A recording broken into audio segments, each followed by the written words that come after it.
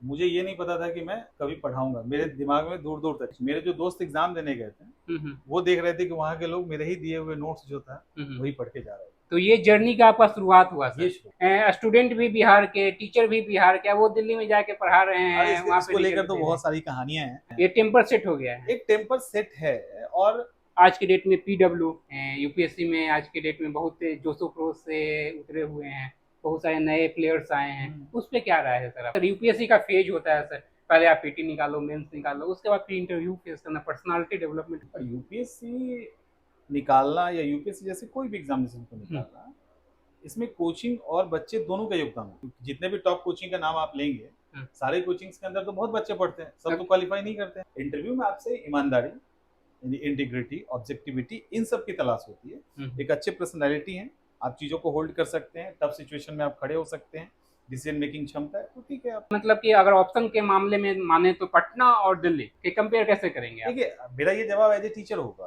तो नमस्कार मेरे दर्शक बंधु, अगर आप सिविल सर्विस की तैयारी कर रहे हैं, यूपीएससी करने जा रहे हैं, बीपीएससी की तैयारी करने जा रहे हैं, तो हमारे साथ जुड़ रहे हैं चंद्रमणि सर, जो काफ़ी एक्सपीरियंस रखते हैं। हम इन्हीं से बातें करते हैं। तो नमस्कार सर। नमस्ते सर, तो आपने सर ये जो जर्नी स्टार्ट किया सर, कैसे किए हैं सर? कहाँ से स्टार्ट किए इसको सर? जर्नी मेरी बड़ी रोचक है। जी सर। मुझे ये नहीं पता था कि मैं कभी पढ़ाऊंगा। मेरे दिमाग में दूर दूर तक नहीं। जी जी जी। दिल्ली यूपीएससी की तैयारी करने के लिए मुखर्जी नगर में लंबे समय तक रहे। हम्म। यूपीएससी की तैयारी किया, 3 बार मेंस भी दिए। हम्म। और जब लास्ट मेंस था, मेंस दे दिया तो फिर कुछ था नहीं करने को वहाँ पे। तो राजस्थान वालों को पढ़ाना स्टार्ट किया, पढ़ाना नहीं स्टार्ट किया, अच्छा अच्छा। क्योंकि उस समय मुझे बहुत ज़्यादा नॉलेज भी नहीं था यूट्यूब क्या होता है। अच्छा अच्छा। और ये सब बहुत पहले की बात है, 2016 के आसपास, 17 की बात है। अच्छा अच्छा। तो नॉर्मल मोबाइल था, तो उसी में रिकॉर्ड करके किसी तरह से तो वो मन कर रहा था। मतलब यूट्यूब का शुरुआत हो रहा था, यूट्यूब की जर्नी हाँ, शुरू हो रही मतलब थी। ये नहीं पता था कि हमको ये करना है। अच्छा अच्छा। राजस्थान पीसीएस के लिए हमने कुछ लेक्चर वीडियो डाले, अच्छा वहाँ के बच्चों को पसंद आ गया। अच्छा। अच्छा बच्चे कॉल करने लगे और कुछ कंटेंट चाहिए, तो अच्छा। उससे रिलेटेड कंटेंट अपलोड करना स्टार्ट किए। अनइंटेंशनली, ऐसा नहीं था कि इसको हम आगे मतलब टीचिंग कैरियर टीचिंग कैरियर को हाँ, लेकर, ऐसा टीचिंग कुछ नहीं। प्रोफेशन को कैरियर नहीं बनाते हुए अपना ऐसे ही डाला बस था। ऐसे ही डाला। अच्छा अच्छा। बाद में पता चला कि उस साल राजस्थान पीसीएस में हम्म। लगभग सभी बच्चों के पास मेरा ही करंट अफेयर्स था। अच्छा अच्छा अच्छा। मेरे जो दोस्त एग्जाम देने गए थे हम्म। वो देख रहे थे कि वहाँ के लोग मेरे ही दिए हुए नोट्स जो था हम्म। वही पढ़ के जा रहे तो ये जर्नी का आपका शुरुआत हुआ थे। ये सर? शुरुआत। तो दिल्ली तो केंद्र माना जाता है सर यूपीएससी के लिए सर।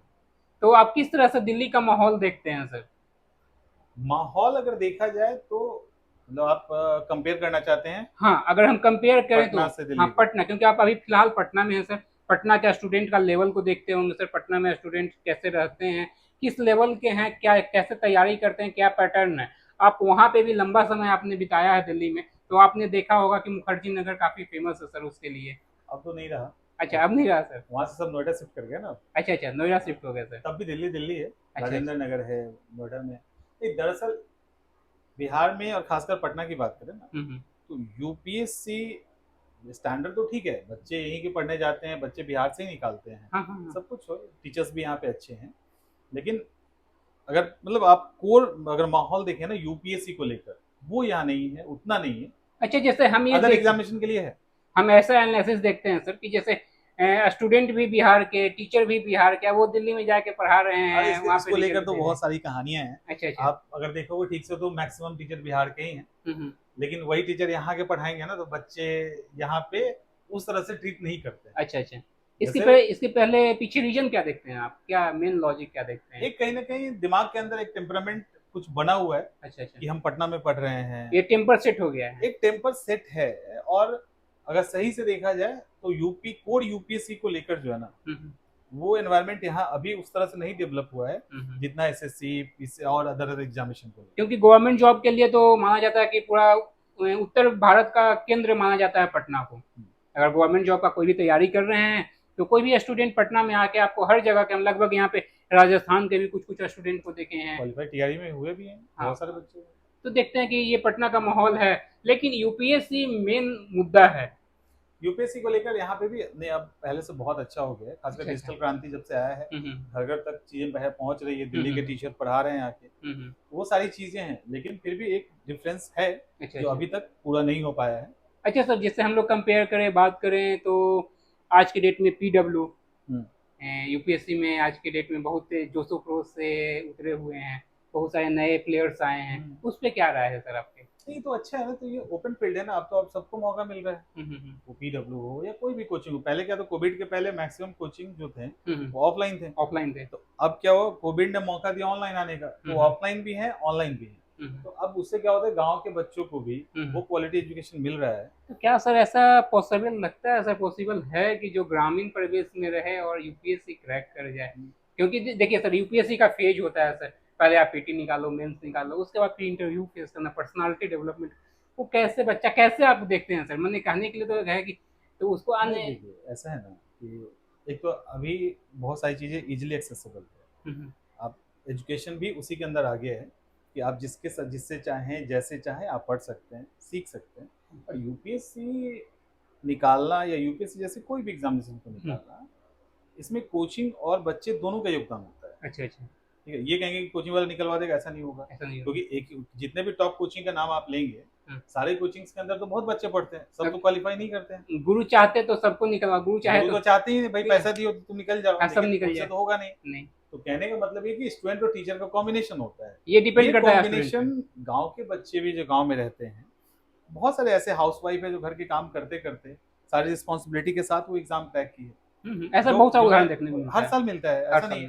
गांव के अंदर से बच्चे हर साल निकालते हैं, तो ऐसा नहीं कि नहीं निकालते हैं। अब आप अभी एक मुझे नाम अभी याद नहीं आ रहा, जो बकरी चराते हुए आईपीएस बने। अच्छा अच्छा, ठीक है, गांव के अंदर के कोर गांव के थे, ठीक है, वो 1-2 साल पढ़े होंगे बाहर, लेकिन जो गांव के थे तो गांव के ही थे ना सर। ऐसा क्या बिल्डअप कुछ किया जाता है, या फिर कैसे हम कैसे मान लें सर कि जो गांव में रह रहे हैं, बकरी चरा रहे हैं, या फिर कुछ और अदर काम कर रहे हैं, अपने पर्सनालिटी को कैसे उस तरह का वो डेवलप कर पाते हैं सर? उस पर कुछ राय बताएंगे?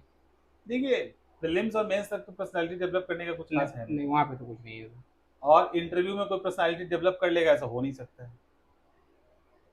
तो इसमें क्या देखते पहले एक बात बताइए, आपको एक छोटी सी आदत भी आपकी अगर हमको छुड़ानी है, उसमें एक लंबा समय लगता है। हाँ, एक लंबा प्रोसेस है सर।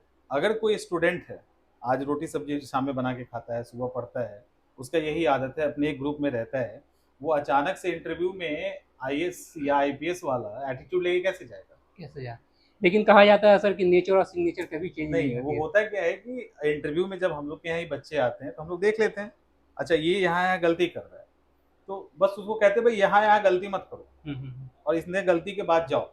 एक तो बहुत बड़ी बदलाव की जरूरत नहीं होती, आप जो नेचुरल है वो ठीक है। इंटरव्यू में आपसे ईमानदारी, यानी इंटीग्रिटी, ऑब्जेक्टिविटी, इन सब की तलाश होती है। एक अच्छे पर्सनैलिटी है, आप चीज़ों को होल्ड कर सकते हैं, टफ सिचुएशन में आप खड़े हो सकते हैं, डिसीजन मेकिंग क्षमता है, तो ठीक है, आप कैरी करेंगे आगे।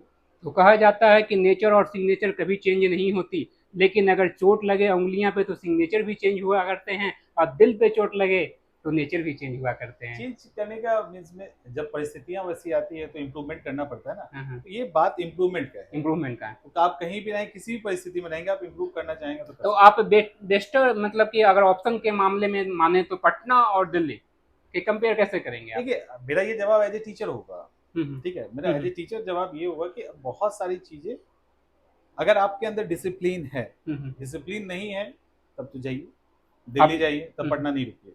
अच्छा, तब पटना नहीं रुकना है, ठीक है। डिसिप्लिन है तो आप पटना भी नहीं आएंगे, आप अपने घर से भी अच्छा तैयारी कर सकते हैं। लेकिन वो डिसिप्लिन, डेडिकेशन होना चाहिए, टीचर्स के साथ बॉन्डिंग होना चाहिए। ऐसा नहीं कि हम लोग आंसर राइटिंग करने के लिए देते हैं, बच्चा भाग जाता है। तो अगर आप ऐसे भागोगे तो भाग जाओ, जो नहीं भागते हैं वो हो जाता है उनका, जो नहीं भागते हैं वो अपने लक्ष्य को पा लेते हैं।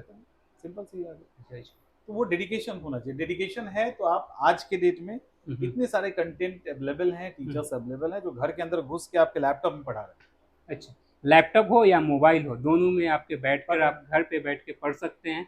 तो ये हमारा डिस्कशन रहा आज यूपीएससी पे, और दिल्ली और पटना के बीच में हम लोग जाने।